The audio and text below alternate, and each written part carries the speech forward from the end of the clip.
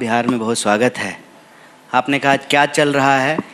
शरद ऋतु चल रहा है, बरसा बिगत शरद ऋतु आई।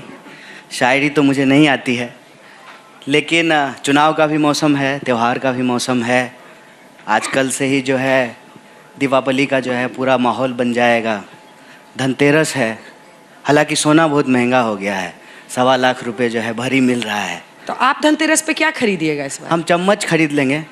राजनीति में चमचा ज्यादा होता है। इस बार शनिवार को है और स्टील का कुछ खरीदना अच्छा संयोग नहीं होता है। तो ठीक है, तो पीतल, लोहा है उसमें, इसलिए पीतल का खरीद लेंगे। पीतल खरीद लीजिए। आप जो कहिएगा शुभ होगा वही खरीद आप लेंगे। बताइए ना, आप बताइएगा कि क्या शुभ है बिहार के लिए। अरे आपके मुंह से हमारे लिए शुभ निकले, इससे बड़ा सौभाग्य क्या होगा। मीडिया कांग्रेस के लिए शुभ बोले, कितनी अच्छी बात है।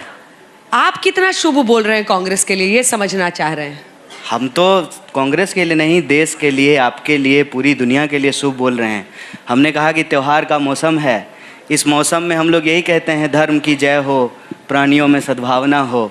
सबका जो है, सबके लिए हम लोग शुभ बोल रहे हैं, बिहार की जनता के लिए भी शुभ बोल रहे हैं। तो आपने त्योहार गिना दिया, धनतेरस गिना दिया, स्टील का चम्मच ले आए, लेकिन आपने बताया नहीं कि सीट शेयरिंग पर जो देरी हो रही है, क्योंकि अभी लगभग कितने बज रहे हैं? 12:30। कल शाम 5 बजे तक का टाइम है नामांकन के लिए। अच्छा, ईमानदारी से एक बात बताइए, आप चैनल में बहुत दिन से हैं, सीनियर पत्रकार हैं, सब लोगों का अलग अलग काम होता है। आपको तो ये नहीं मालूम होगा ना कि आपके अलावे आपका जो काम है एंकरिंग का, बाकी लोगों को क्या सैलरी मिल रहा है, आपके वीडियो प्रोड्यूसर को कितना मिल रहा है, वो जो आपको कैब लेकर के आता है घर से उसको कितना पैसा मिलता है। तो पार्टी में वैसे ही अलग अलग लोगों की अलग अलग जिम्मेवारी होती है। मेरा काम है आपसे बात करना, लोगों के बीच में जा कर के बात करना।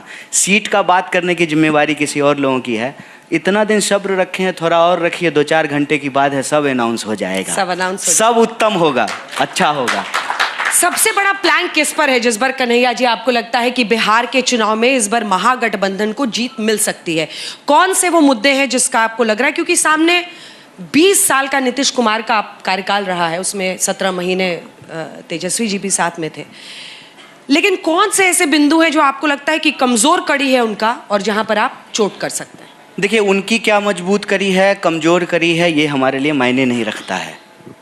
अभी चुनाव के दौरान और चुनाव से पहले जब हम लोग बिहार के अलग अलग ज़िलों में जा रहे थे, पंचायतों गाँव में घूम रहे थे, तो हमने एक मसौदा तैयार किया है, 20 साल 20 सवाल। और यह जो 20 सवाल हैं बुनियादी तौर पर वो बिहार के लोगों के रोजी रोटी का सवाल, पढ़ाई लिखाई का सवाल, उनकी जो है स्वास्थ्य की व्यवस्था की स्थिति, अस्पतालों की हालत, सड़कें, भ्रष्टाचार और अपराध, ये प्रमुख बिंदु हैं। और इन सब के वजह से जो एक बड़ी समस्या उभर करके सामने आती है, ज़बरदस्ती धक्के मार करके यहाँ के लोगों को अपनी ज़रूरतों को पूरा करने के लिए दूसरे राज्यों में जाकर के काम करना, मतलब पलायन।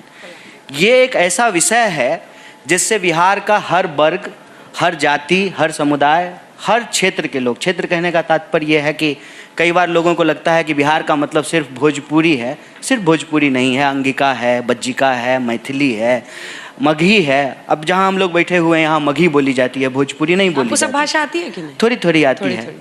तो अब बिहार इतना डाइवर्स है, इतनी यहाँ पे जो है डायलेक्ट हैं, जिसका इतना हजारों साल का इतिहास है। मतलब हम महात्मा बुद्ध से शुरू करेंगे, गुरु गोविंद से तक आएंगे, गांधी से शुरू करेंगे, कर्पूरी ठाकुर तक आएंगे।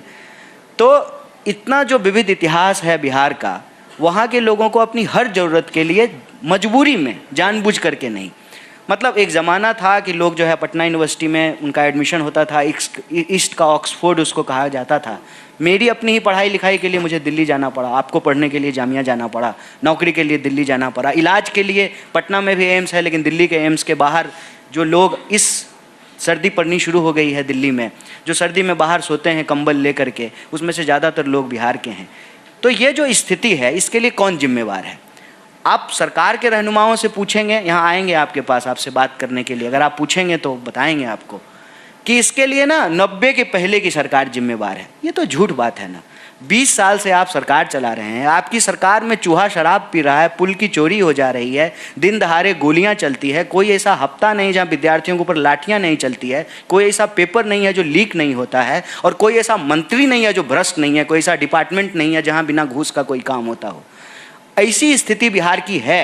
और आप जब सरकार के कामकाज को देखेंगे तो मेरा रिपोर्ट नहीं है, कांग्रेस पार्टी का रिपोर्ट नहीं है, ना आरजेडी का रिपोर्ट है, कैग का रिपोर्ट है कि 73,000 करोड़ रुपए का हिसाब नहीं है बिहार सरकार के पास। मंत्रियों के जो है डिग्री का हिसाब नहीं है, सरकार के पास 73,000 करोड़ के रुपए का हिसाब नहीं है। आपने जहाँ स्कूल बनाया है वहाँ टीचर नहीं है, जहाँ टीचर पहुँच रहे हैं वहाँ स्टूडेंट नहीं पहुँच रहे हैं, जहाँ टीचर और स्टूडेंट दोनों हैं वहाँ छत नहीं है, जहाँ खिचड़ी दे रहे हैं आप फिर भी स्टूडेंट पढ़ने के लिए नहीं आ पा रहे हैं। शिक्षा की व्यवस्था की हालत देखिए, स्वास्थ्य की हालत देखिए। कोई अस्पताल चले जाइए आप, मैं कहता हूँ कि आज लेमन ट्री से बाहर निकलिए और पटना के किसी जो है सरकारी अस्पताल में चले जाइए और वहाँ पे मरीज की स्थिति क्या है, आपको 70 के 80 के दशक की याद आएगी। बार बार ये 90 में ले जाना चाहते हैं। हाथ में जो है मरीज खुद से ही जो है पानी का बोतल पकड़ा हुआ है और उसका पानी चढ़ रहा है, उसका डिप लगा हुआ है। तो बिहार क्यों नहीं बदल रहा है? और कब तक जो है आप इतिहास के कचड़े पे जो है खड़ा होकर के आप वर्तमान को ढकने की कोशिश करेंगे? तो मैं समझता हूँ कि 20 साल में बिहार की जो स्थिति है उसके बारे में बात हो, उसकी चर्चा हो।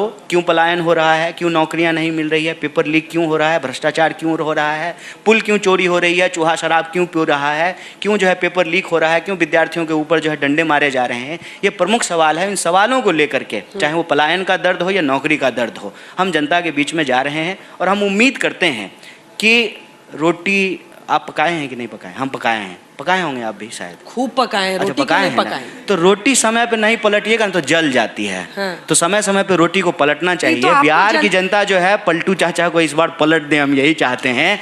और उनके नाम पर मैं एक बात और कहना चाहता हूँ, उनके नाम पर जो जय शाह के पप्पा बिहार में करना चाहते हैं, तो चचा बिहार है, गुजरात से आए हैं, संभल के रहिएगा, सारा होशियारी भुतला देगा, समझ में नहीं आएगा आपको। और ये बात हम आपको इसलिए कह रहे हैं कि जय शाह के बाबूजी का प्लान ये है कि बिहार में जो है ना नीतीश जी का सिंदे किया जाए, चेहरा उनका लगाया जाए, जेडीयू का वोट लिया जाए और बाद में जो है भाजपा अपना मुख्यमंत्री बनाने के प्लान में है। करके देखे, पक्का इनको हरदी चुना लगाएगा बिहार का लोग इस बार, हमको ऐसा उम्मीद है। देखिए, ताली भी खूब बजती है आपकी बातों पर और आप बोलते भी बहुत अच्छा हैं। इस बात की हमेशा चर्चा होती है यूट्यूब पे। आप भी बहुत अच्छा बोलते हैं। ठीक है, हम लोग एक दूसरे की प्रशंसा करते हैं, लेकिन आप चूंकि राजनीति में आए हैं, एनएसयूआई में आपको क्यों सीमित किया जा रहा है? मैं एक सवाल पूछ रही हूँ, पूरा सवाल सुनिएगा, मुझे पता है आप सवाल सुनिए। पहले सवाल ये है, माइक रख के पूरा सवाल सुनिए। सवाल ये है कि आप पहले वाम दल के भी टिकट पर लड़े और मुझे याद है बेगूसराय में जब आप लड़ रहे थे चुनाव में, उस समय में मैं गई थी आपको कवर करने के लिए। आपको जनता सुनती खूब है, ताली भी बजाती है, नाम आपका कन्हैया है, लेकिन वोट वाला कान्हा आप नहीं बन पा रहे हैं।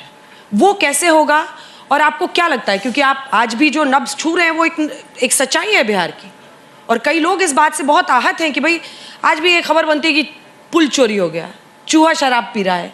ये बातें बोलने में बड़ी अच्छी लगती हैं, लेकिन आपको लोकतांत्रिक तरीके से उस पद पर पहुंचना होगा ताकि आप व्यवस्था को बदलें। वहां पर कहां पर कमी रह जाती? एक तो क्या है ना कि हम हैं थोड़ा शरीफ और पाला हमारा वोट चोरों से पड़ गया है। आप शरीफ हैं मत, अरे कन्हैया नाम है लेकिन माखन चोरी नहीं करते हैं। और कृष्ण जी किए होंगे माखन चोरी, हमको नहीं मालूम, हम शरीफ आदमी हैं।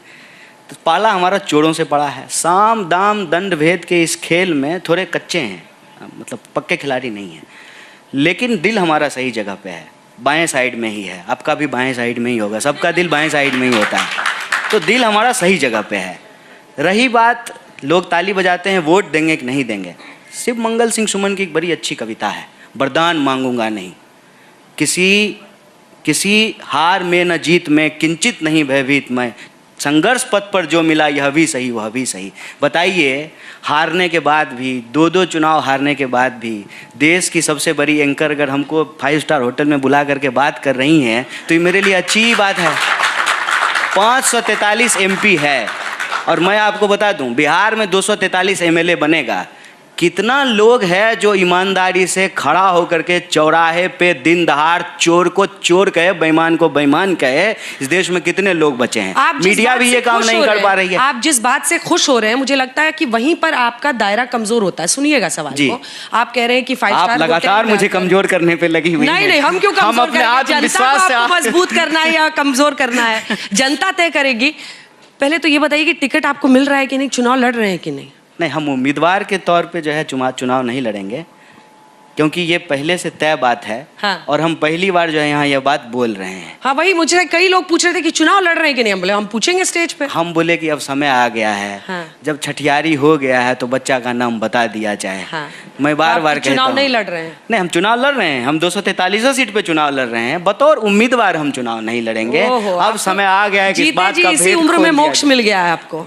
अच्छा, एक बात बताइए, मोक्ष ही ना हुआ। एक बात बताइए, मोदी जी अपनी व्यवस्था को बदलने के लिए व्यवस्था में शामिल नहीं हुई। अच्छा, मोदी जी का नाम लेंगे तो आप हमको बोलना ही नहीं दीजिएगा। अब देखिए फिर आ गए आप। हमको एक बात पुरानी लाइन है आपकी। अच्छा, एक बात बोलिए। ये सब हरकत छोड़ दीजिए। अच्छा, एक बात बोलिए। हाँ, बताइए। ये सब हरकत ठीक नहीं है। एक बात बोलने दीजिए। मोदी जी चुनावी समय में अपनी माता जी के मोक्ष के लिए पिंडदान करके गए गया जी में। हम तो यहीं पैदा हुए हैं बिहार में, हमको जीते जी मोक्ष मिल जाए, कितना उत्तम बात है, बताइए। ठीक है, वापस आते हैं जो सवाल मैं पूछ रही थी कि आपने कहा कि 5 स्टार होटल में एंकर ये वो मुझसे इंटरव्यू कर रही हैं, ये रेलेवेंट नहीं है। बीजेपी अपनी पूरी ताकत लगाती है। अब मैं आपसे एक बहुत व्यावहारिक सवाल, और कोई भी पार्टी चुनावी मैदान में उतरती है हारने के लिए तो उतरती नहीं है, वो जीतने के लिए उतरती है। ऐसे में बीजेपी जिस तरह से पूरी ताकत झोंकती है, क्या उसमें कहीं पर कमी रह जाती है कि बस इंटरव्यू हो रहा है इसी में खुश हो लिए? नहीं, एक तो देखिए, आप मतलब हम आपकी प्रशंसा जरूर कर रहे हैं, लेकिन आप अपने आप को इतना भी सौभाग्यशाली मत समझिए। आप ही ने बोला। आपका काम है इंटरव्यू लेना और हमारा काम है इंटरव्यू देना। आप ही ने बोला। आपने कहा कि लोग ताली बजा रहे हैं, तो हम कह रहे हैं लोग ताली नहीं बजा रहे तो आप बुला भी नहीं रहे होते। मामला तो टीआरपी और व्यू का ही है। अगर लोग ताली नहीं बजाएंगे तो आप हमको बुलाइएगा। कोई रिश्तेदार थोड़ी हैं आप हमारा। पॉइंट 1। पॉइंट 2, सही बात है, हम पॉलिटिकल पार्टी हैं, एनजीओ तो है नहीं। चुनाव लड़ेंगे और जीतेंगे। अच्छा, ऐसा तो नहीं है कि हम चुनाव जीते नहीं हैं, चुनाव जीतते भी हैं। अभी भी देश में कुछ राज्यों में सरकार चला रहे हैं। व्यक्तिगत तौर पे हम चुनाव नहीं जीते हैं, इसको बड़ी हम सहजता से स्वीकार करते हैं। राजनीति में चुनाव हम जीतेंगे, इसके लिए ज़रूरी ये है कि हम जिस जनता के लिए राजनीति करते हैं उस लड़ाई को हमको बुनियादी तौर पर मजबूती से लड़ना पड़ेगा। इधर और नहीं है, दोनों है, इस बात को हम स्वीकार करते हैं। राजनीति में हमको जनता के लिए संघर्ष भी करना पड़ेगा, और जनता जब हमारे साथ आएगी तो चुनाव लड़ करके जीत करके हमको सरकार बना करके उन वादों को डिलीवर भी करना पड़ेगा। तेजस्वी यादव पर कितना भरोसा है आपको? अगर वो महागठबंधन के, हालांकि राहुल जी ने उनका नाम नहीं अनाउंस किया है, लेकिन जितने भी कांग्रेस पार्टी के नेता इस मंच पर आए वो सब कह रहे हैं कि उन्हीं को सीएम बनाएंगे अगर आपकी गठबंधन जीतता है। आपको तेजस्वी यादव के नेतृत्व क्षमता, उनके एडमिनिस्ट्रेटिव जो ताकत है उस पर कितना भरोसा है कि वो पलायन को रोक देंगे? वो लगभग 3 करोड़ परिवार हैं, 2.25 करोड़, हर परिवार में एक सरकारी नौकरी दे देंगे। आपको तेजस्वी यादव में कितना विश्वास है? देखिए, हमको अव्वल तो जो है ना कलेक्टिव एफर्ट पे बिलीव है। जैसा कि हमने आपको कहा कि आप एक कंपनी चलाती हैं, आप एंकर हैं, कोई कैमरा लेकर के खड़ा है, कोई कार चलाता है, कोई खाने की व्यवस्था करता है। जैसे मीडिया में चैनल चलाना एक कलेक्टिव वर्क है, राजनीति में भी पॉलिटिकल पार्टी चलाना एक कलेक्टिव वर्क है। और जब आप एक अलायंस बनाते हैं तब तो वो और ज़्यादा जो है वाइडर कलेक्टिव होता है। तो इसमें सही में कोई दो राय नहीं है। जो पार्टी ज़्यादा बड़ी होगी, जिसके ज़्यादा एमएलए होंगे, स्वाभाविक रूप से जो है मुख्यमंत्री उसी पार्टी से बनेगा। इसमें कोई रॉकेट साइंस नहीं है। सवाल ये है कि सीएम कैंडिडेट बनना है कि सीएम बनना है। और रही बात, जब सीएम कैंडिडेट से सीएम बनेंगे तो कैपेबिलिटी पर, देखिए कैपेबिलिटी पे जजमेंट का असली काम जो है वो जनता का है। जनता अगर उनको बार बार एमएलए बना रही है, डिप्टी सीएम बना रही है, तो स्वाभाविक रूप उनके कैपेबिलिटी पे बिलीव कर रही है। और अभी लीडर ऑफ अपोजिशन है, तो टेक्निकली जो लीडर ऑफ अपोजिशन होता है वो फ्रंट से जो है अपोजिशन को लीड करता है। कल को अगर महागठबंधन को बहुमत आएगी तो उसको जो है सरकार चलाने का भी मौका मिलेगा। इसमें कोई वाद विवाद नहीं है, इसमें कोई वाद विवाद नहीं है। रही बात कि इसमें वाद विवाद ढूंढा क्यों जाता है, इसमें वाद विवाद इसलिए ढूंढा जाता है ना कि आजकल राजनीति को पर्सनल इंटरेस्ट और पर्सनल गेन के लिए ना पर्सनल नूरा कुश्ती का विषय बना दिया गया है। मेरे लिए राजनीति हमेशा से पर्सनल अफेयर नहीं है, ये एक कलेक्टिव एफर्ट है और मैं पॉलिटिक्स को कलेक्टिवली ही देखता हूँ। इसीलिए हमने आपको कहा कि हम एज ए कैंडिडेट नहीं चुनाव लड़ेंगे, हम लेकिन 243 सीट पर चुनाव लड़ेंगे। और ये आज नहीं, आप हमको बार बार याद दिलाते हैं, आप हम पंच से चुनाव लड़े थे 2020 में जो हम सीपीआई में थे, और तब भी जो हम सीपीआई के लिए भी प्रचार किए थे, कांग्रेस के लिए भी प्रचार किए थे और आरजेडी के लिए भी प्रचार किए थे। आज भी जो है हम कांग्रेस में हैं तो हम जो है सीपीआई के लिए भी प्रचार करेंगे, कांग्रेस के लिए भी प्रचार करेंगे, आरजेडी के लिए भी प्रचार करेंगे। 5 साल में अगर कुछ बदला है ना तो सिर्फ यही बदला है कि पार्टी बदली है, लड़ाई नहीं बदली है, और ये लड़ाई जारी रहेगी। हर पार्टी की विचारधारा अलग रहती है, तो विचारधारा बदली है क्या? ऐसा नहीं है, ऐसा नहीं है। देखिए, विचारधारा तो बदलना और भी मुश्किल काम है। मैं ये कहता हूं कि जो लोग आज डर से या लोभ से कांग्रेस की विचारधारा को मानते हैं, लेकिन डर और लोभ से वो भाजपा में चले गए हैं, भले वो भाजपा में चले गए हैं, उनका विचार नहीं बदलेगा। एक बात बताइए, जैसे कि विचार का संबंध आपके कोई नाम अगर आपको ऐसा लगता हो अपॉर्चुनिस्ट कोई नेता रहा है, अब छोड़ के ही चले गए तो उनकी प्रशंसा क्यों करें? ऐसे ही आधा घंटा मिला है तो अपनी बात कर लेते हैं। खाने पीने की आदत, पहनने ओढ़ने का तरीका, बातचीत का सलीका, जीवन जीने का तरीका आपके विचार से आता है। तो आप पार्टी छोड़ करके गए हैं, अगर विचार नहीं छोड़े हैं तो वो नहीं बदलता है। जैसे हम कांग्रेस पार्टी में आ गए हैं, हम बार बार करते हैं, हम अपना विचार नहीं बदले हैं। अगर विचार बदल दिए होते ना तो फिर कांग्रेस में नहीं होते, भाजपा में होते। हम भी जो है आज मतलब फिर हमको लगता है कि अमित शाह जय जिंदाबाद कहने से क्या फ़ायदा है, अगला नेता तो जो है वैसे भी जैसा होने वाला ही है, तो जैसा जिंदाबाद कहना शुरू कर देते। तो विचार यहीं से आता है, विचार यहीं से आता है कि अगर आप एक लोकतांत्रिक व्यक्ति हैं तो आप जो है इस बात पे विश्वास करते हैं कि जनता के मत से तय होगा कि नेता कौन है, और जनता के मत से ये तय होगा कि नेता कौन है, तो आप सबसे पहले जनता के प्रति उत्तरदायी होंगे, ना कि अपने पद के प्रति उत्तरदायी होंगे। पद लोलुप आप कब होते हैं? पद लोलुप तब आप होते हैं जब आप जनता को भूल जाते हैं और अपने टिकट के लिए कहीं से भी जो है ना इधर उधर जंप मारते रहते हैं। इसीलिए मेरी तो प्रशंसा होनी चाहिए ना कि मैं एक टिकट के लिए जो है इधर उधर जंप नहीं मार रहा हूँ। उल्टे आप मुझे कह रहे हैं कि टिकट मिला कि नहीं मिला। बांट रहे हैं आजकल मैडम हम टिकट। अच्छा, हाँ, ऐसे यही वजह है क्या कि अभी तक कोई नामांकन नहीं दाखिल किया है कांग्रेस पार्टी नहीं से? ऐसा नहीं है, क्या बात कर रहे हैं? कितने लोग नामांकन दाखिल कर लिए बताइए? अभी हम शाम में आपको जोड़ करके बताएंगे लोग नामांकन दाखिल कर रहे हैं स्टेज पर 1 बजने वाला है। आपके इस कार्यक्रम के चलते, चूंकि मेरा कमिटमेंट था कि हम आएंगे। क्या बात, ऐसा है नहीं कि मोदी जी की एक बार कमिटमेंट कर लेते हैं तो किसी खुद की भी नहीं सुनते। नहीं, ऐसा नहीं है। पहली बार एक इंसान को कमिटमेंट किए थे, उसका पूरा नहीं किए थे। कौन सा? हाँ, एक बार, ठीक, तो वो दूसरा बात है, जैसे पर्सनल। तो ये है कि आप कमिटमेंट था यहाँ आएंगे, नहीं तो हम किसी नॉमिनेशन रैली में होते। मैंने कुछ मिस कर दिया क्या? क्या पर्सनल कमिटमेंट कह रहे थे? अरे आप भूल गए, आप छोड़िए ना। किसको कमिटमेंट किया था? कोई मामला है क्या? नहीं जो हम लोग को जानना चाहिए। अरे ये भी लर्निंग, बच्चे पीछे से पूछ रहे हैं। ये भी जो है ना लर्निंग है लाइफ का। क्या लर्निंग? कुछ बताइए। कमिटमेंट सबको पूछ रहे हैं, क्या पर्सनल कमिटमेंट था भाई जो आप नहीं पूरा कर पाए? स्टेज पे बता रहे हैं। कौन पूछ रहे हैं? ये देखिए, या हम बोले कि कमिटमेंट को पूरा करना चाहिए। ये भी जो है ना एक लर्निंग है, और लाइफ जो है लर्निंग और अनलर्निंग का प्रोसेस होता है। पहले आप किसी का कमिटमेंट पूरा नहीं किए, उसके बाद आपको दुख होता है, तो आप जीवन में तय करते हैं कि आप आगे से हर कमिटमेंट पूरा करेंगे। वही कमिटमेंट पूरा करने के लिए किसी और को संदेश दे रहे हैं, अभी बाएं दाएं हो गए हैं, किसी को टीवी पर ये अलग ही संदेश दे रहे हैं। अब छोड़ दिया जाए उसको, सीधी बात करते छोड़ दिया जाए। वापस आते हैं हम लोग पॉलिटिक्स में। कन्हैया जी, आपने इतनी देर पूरा गठबंधन पे कैसे टीम वर्क, मीडिया में आता है, कैमरा कोई चलाता है, गाड़ी कोई चलाता है, खाना कोई पकाता है, सब बता दिया।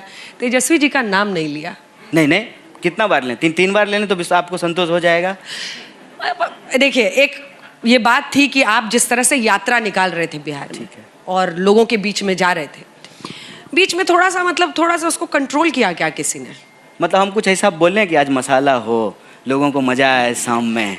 आपका उद्देश्य क्या है? डिप्लोमेटिक बात करनी है तो कीजिए, लेकिन हम मानते हैं कि आप ये बात खुलकर बोलिए। मैं ये बात जो है पिछले तकरीबन जो है 8-9 साल से सुन भी रहा हूँ और इसका जवाब भी दे रहा हूँ, और मैं बार बार कहता हूँ कि हमारा किसी भी व्यक्ति से कोई मुकाबला नहीं है। क्यों? क्योंकि मैं कोई व्यक्तिगत रण में नहीं हूँ। अगर मैं व्यक्तिगत रण में होता तो ये सवाल भी नहीं होता, हम कहीं सेट होते। हमारे बहुत सारे मित्र कहीं जाकर के सेट हैं। मेरे लिए राजनीति जो है एक सामूहिक चेतना और सामूहिक उद्देश्य का विषय है। इसीलिए व्यक्तिगत जो ये मसाले होते हैं ना, उससे मैं अपने आप को बचाता हूँ। लोगों को लगता है कि मैं घबराता हूँ। देखिए, घबराता अगर होता मैं, तो कोई जो है पीएम होंगे, कोई सीएम होंगे। अगर मेरी घबराने वाली मिजाज होती तो जो पीएम हैं, जो सीएम हैं, उन्हीं से घबरा गए होते। घबराने वाला आदमी नहीं है, डरना मुझे आता नहीं है। जो कहता हूँ ये सच है, मानना नहीं मानना ये आपके ऊपर है। तेजस्वी जी के हर परिवार को एक सरकारी नौकरी वाले वादे को आप कितना व्यावहारिक मानते हैं? लगभग 3 करोड़ लोग। देखिए, 2 बात है इसमें। एक तो ये है कि बहुत सारे लाखों पोस्ट जो हैं वो बिहार के खाली हैं, और उन्होंने कहा है कि हर बिहारी को नहीं, हर परिवार को उसमें भी उस परिवार को जिस परिवार में पहले से सरकारी नौकरी नहीं है। ठीक है, तो ऐसे जो है कितने परिवार होंगे, कुछ लाख ही परिवार होंगे। तो ये नौकरियां दी जा सकती है, ये बिल्कुल असंभव कुछ लाख ही परिवार होंगे। कितना परिवार? एक सेकंड, ये अरे तरीका एक सही नहीं है। प्लीज वेट एक- कीजिए, अगर सवाल हो मैं लास्ट में ले लूंगी। प्लीज वेट कीजिए। 14 करोड़ पॉपुलेशन है बिहार का।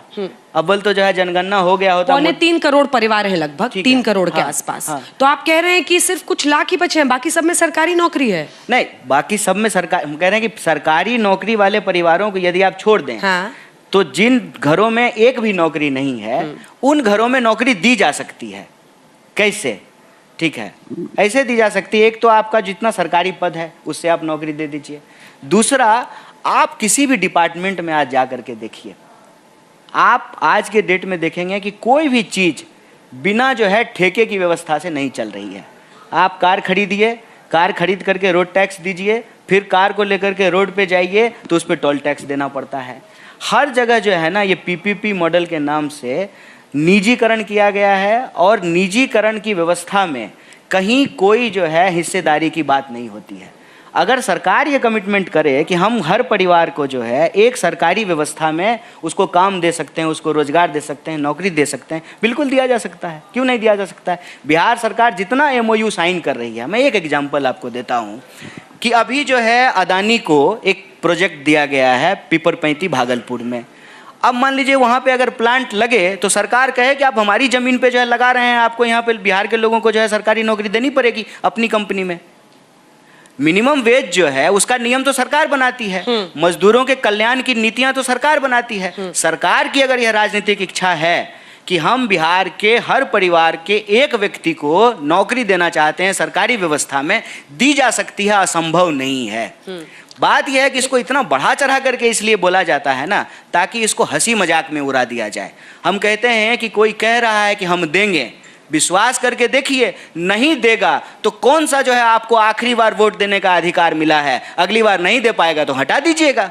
इसका मजाक उड़ाने का क्या मतलब है, हमको ये जरा सोच कर। रोहित एक सवाल पूछना चाह रहे हैं, पूछिए रोहित। आपसे जानना ये चाहते हैं ना, क्या बिहार में वाकई 2.5 करोड़ 3 करोड़ सरकारी नौकरियों की जरूरत है? और अगर ऐसा होगा तो क्या आप एक लेबर फोर्स तैयार नहीं कर देंगे पूरे प्रदेश में? लेबर फोर्स तो है बिहार, तो 2.5-3 करोड़ नौकरियों की जरूरत है सरकार चलाने के लिए, या फिर नहीं, सरकार चलाने के लिए जरूरी नहीं है, लेकिन क्या जनता के द्वारा चुनी हुई सरकार जनता के प्रति उत्तरदायी होकर के उनको अर्थव्यवस्था में भागीदारी देगी कि नहीं देगी, ये नीतिगत सवाल है। मेरी बात आप समझ रहे हैं? हम ये कह रहे हैं कि अगर 16 लाख करोड़ ठीक बोले हैं ना? क्या 16 लाख करोड़? 16 लाख करोड़ कर्जा माफ किया है हाँ, ना सरकार ने। हाँ, करेक्ट कर लेते हैं डेटा, नहीं तो कहेंगे फेक न्यूज चला रहा है। तो हम कह रहे हैं कि 16 लाख करोड़ रुपया जो है, अगर आप कुछ 100 कैपिटलिस्टों का माफ करते हैं तो क्या 16 लाख करोड़ से जो है लाखों लाख परिवारों को लोन नहीं दिया जा सकता है? ये नीतिगत सवाल है कि आप जनता के वोट से चुन करके आते हैं और आपकी प्राथमिकता क्या है। रोहित का सवाल कुछ और है, आप थोड़ा सा ये कर रहे हैं। कहने का कर्ज मतलब की है बात कि नहीं, सरकारी नौकरी, लेबर फोर्स तैयार नहीं हो जाएगा। 2.5-3 करोड़ लोग नौकरी, मतलब है यहाँ जरूरत है क्या बिहार में 3 करोड़ लोगों को नौकरी, सरकारी नौकरी? नहीं, देखिए, एक तो और शिक्षा नहीं देंगे तो नौकरी क्या, मतलब एक आपको एक रूट से चलना होगा ना कि किस तरफ आप ले जा रहे हैं। शिक्षा नहीं, शिक्षा तो लोग ले रहे हैं। अब देखिए बच्चे भी पीछे ताली बजा रहे हैं। शिक्षा व्यवस्था को ठीक करना सबसे जरूरी है। हाँ, ठीक बात है ना? हाँ, सरकारी नौकरी कैसे, ठीक बात क्या है। सबकी क्षमता है, किस हिसाब से एकदम ठीक बात है। देखिए, एक तो ये बड़ा जो है जटिल नीतिगत सवाल है। अगर आप मुझे थोड़ा समय देंगे तो हम बारी बारी से इस पर चर्चा करेंगे। एक तो रोहित जी ने जो कहा है, मैं कहता हूँ कि किसी भी राजनीतिक दल के लिए जो लोकतंत्र में भरोसा करती है, जनता के वोट से चुन करके आती है, उसकी प्राथमिकता में जनता होना चाहिए, उद्देश्य। एक बात। दो बात कि लेबर फोर्स 3.5 करोड़ लोग चाहिए सरकार चलाने के लिए नहीं चाहिए, लेकिन अर्थव्यवस्था चलाने के लिए तो चाहिए ना। हम कहते हैं बिहार के 14 करोड़ लोग हैं, बिहार में बहुत बेरोजगारी है, लेकिन आप मुझे बताइए कि क्या बिहार के लोग बेरोजगार रहना एफोर्ड कर सकते हैं क्या? गरीब लोग बेरोजगार रहना एफोर्ड कर सकता है क्या? तो उसकी क्षमता जो भी हो, उसकी क्षमता से निम्नतम उसको कोई ना कोई काम करके अपना पेट भरना पड़ेगा। और बिहार पहले से लेबर फोर्स है। लेबर फोर्स नहीं होता, लेबर मार्केट नहीं होता, तो आप मुझे बताइए कौन सा ऐसा राज्य है जहाँ से श्रमजीवी नाम का जो है ट्रेन चलती हो? तो बिहार को तो लेबर मार्केट बना करके रखा गया है ना। तीसरा जो आपने कहा योग्यता का सवाल, सही बात है कि योग्यता जो है, नहीं पानी है कोई बात नहीं, अरे पी लेंगे, वो भी पिला रही हैं पानी तो जो है तीसरा ये है कि योग्यता का आपने बात किया, एकदम ठीक बात है। एजुकेशन दीजिए, अच्छा एजुकेशन दीजिए, स्किल्ड लेबर हो लोगों के पास, अच्छे प्रोफेशनल तैयार हों।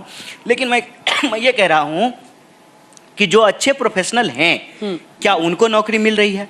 अगर ऐसा होता तो जो लोग ग्रेजुएट हैं, हर साल जो है बीपीएससी का एग्जाम देते हैं, वहाँ क्यों पेपर लीक हो रहा है? क्यों जो है उनके ऊपर लाठियाँ चलाई जा रही है?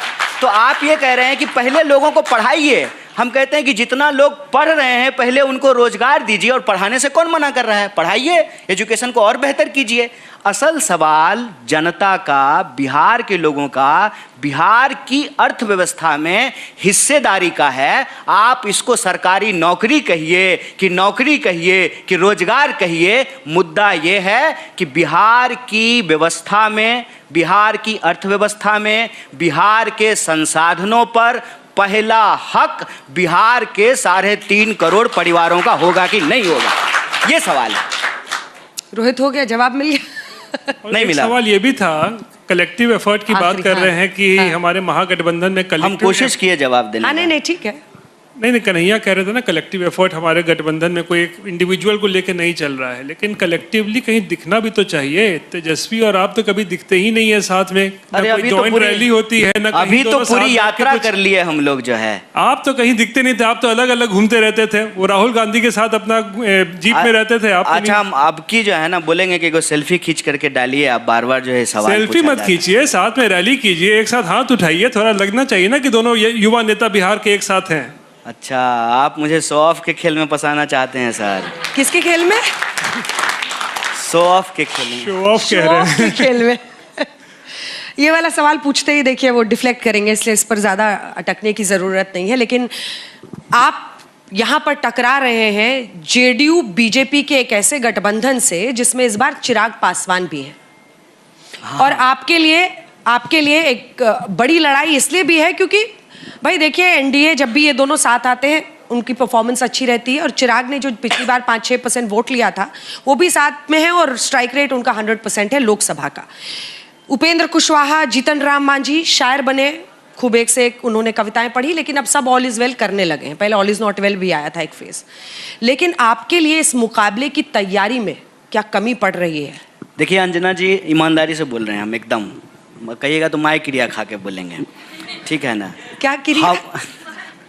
माई क्रिया बिहार का लोग समझ गया। हम भी समझ रहे हैं माई क्रिया, बोलिए। हम ये कह रहे हैं कि हम ना आपके शो में आते जरूर हैं, लेकिन आपका प्रोग्राम नहीं देखते हैं, क्योंकि आपका प्रोग्राम अगर हम देख लें लगातार 2 दिन तो हमको प्रचार करने का मन ही नहीं करेगा। लगेगा कि अंजना जी तो जिता ही दिए, तो हम जा करके करेंगे क्या? लेकिन हम आपको एक बात बताते हैं, आपके साथ एक समस्या है कन्हैया जी। क्या? कि आपको ये लगता है ना कि आप दूसरे की लकीर मिटा के लंबी कर सकते हैं अपनी लकीर। ऐसा है क्या? उसके लिए आपको अपनी लकीर लंबी करनी है। मैं आपको कह रही हूँ करेंगे। अब मुझे जवाब दूसरे की लकीर मिटा के अगर कोई लंबा हो जाता ना, अच्छा सुनिए ना, बौना रह जाता है। अरे अब हमको जवाब बौना रह जाता है, इस बात को भूलिएगा मत। अरे हम पहले से जो है हमारा हाइट 5 फुट 5 इंच है, 6 इंच है, हम ज्यादा लंबे नहीं है। विषय पे आते हैं। देखिए, राजनीति को ना जब इस तरीके से ना गणित बनाया जाता है, तो मैं ह्यूमैनिटीज का स्टूडेंट रहा हूँ, तो मेरे मन में एक सीधा सवाल आता है कि अगर पॉलिटिक्स मैथमेटिक्स है, पूरी दुनिया में पॉलिटिक्स को जो है ना मैथमेटिक्स के डिपार्टमेंट में पढ़ाना चाहिए, पॉलिटिक्स अलग से एक डिपार्टमेंट क्यों बनाया है? फिर मैं देखता हूँ कि आजकल कुछ ज़्यादा काबिल लोग हैं जो क्वांटम वांटम पढ़ लिए हैं, तो वो ना पॉलिटिक्स को केमिस्ट्री बना देते हैं। तो फिर मेरे मन में आता है कि पॉलिटिक्स अगर केमिस्ट्री है तो जो है फिर केमिस्ट्री के डिपार्टमेंट में पढ़ाना चाहिए, पॉलिटिक्स में क्यों पढ़ाया जाता है? पॉलिटिक्स में 2 जोड़ 2 4 नहीं होता है। और ये बात मैं आपको इसलिए कह रहा हूँ कि आप आंकड़ों को ईमानदारी से सामने रख करके देखिए। अगर आंकड़े सारे सच बता दें राजनीति के, तब तो फिर राजनीतिज्ञों की ज़रूरत ही नहीं है। मैं नाम नहीं ले रहा हूँ, मेरे साथ ही अभी एक व्यक्ति बगल में आया है, एक पार्टी का सिंबल उसके हाथ में था, और रो रो करके बेचारा कह रहा था कि भैया मन कर रहा है सुसाइड कर ले। आप जो ये कैलकुलेशन हमको गिना रहे हैं ना, जब हम उसको याद करते हैं और देखते हैं तो हमको लगता है कि इसको तो सिंबल मिला है, इसको तो मीडिया गिन रही होगी कि एक सीट जो है ये तो जीत गया, और वो आदमी रो रहा है और वो कह रहा है कि भैया कम से कम 5 को सीट इनका खराब करेंगे, काहे कि हमारा 5 करोड़ रुपया ले लिया है। चलिए ठीक है, हम 14 क्या कह रहे हैं नवंबर। आपको, देखिए समस्या हर पार्टी में होती है, हर अलायंस में होता है। इसका ये मतलब नहीं है कि एनडीए में समस्या नहीं है। आप सीट वाइज जा करके देख लीजिए, जहां बाहर से कैंडिडेट बीजेपी उतार दी है वहां भी अपने लोकल नेताओं को उनको मैनेज करना पड़ेगा, इस्तीफे हो रहे हैं तो समस्या वहां भी है। और कितना आसानी से आपने कह दिया कि इस बार तो चिराग जी भी हैं, 5% उनका भी है, तो प्रशांत जी को कार्यक्रम में नहीं बुलाए हैं, आ रहे हैं वो, आ रहे हैं ना, तो उनका कितना % है आप बताइए वो क्या होगा? किसको नुकसान पहुंचाएंगे? वही तो मैं कह रहा हूँ, देखते हैं। उनका भी तो कुछ % होगा ना। राजनीति हर साल बदल जाती है, बाढ़ बिहार में हर साल आती है, पानी हर बार अलग होता है, मिट्टी नया होता है, फसल नहीं लगती है। राजनीति को इतना जो है ना समानांतर तरीके से लोगों को नहीं दिखना चाहिए, जितना ऊपर से दिखता है उतनी गहरी होती है। इंतजार कीजिए 14 तारीख का, जब तक परिणाम नहीं आ जाएगा तब तक किसी को हराइए नहीं, किसी को जिताइए नहीं। हम 14 नवंबर को आपसे फिर उम्मीद करते हैं इंटरव्यू मिलेगा। कन्हैया कुमार जी, आप पंचायत आज तक पर आए, बहुत बहुत धन्यवाद आपका। बहुत धन्यवाद। और मैंने कोई ऐसी बात कही हो तो माफ कीजिएगा। नहीं नहीं, कोई बात नहीं मैं कही। थोड़ा जो है कोशिश कर रहा उद्दंड हूँ। हूँ। नहीं उदंड नहीं हूँ, विनम्र होने की कोशिश कर रहा हूँ। सकारात्मक बोलिए, जो है आप निगेटिव बात क्यों कहते हैं? बहुत धन्यवाद।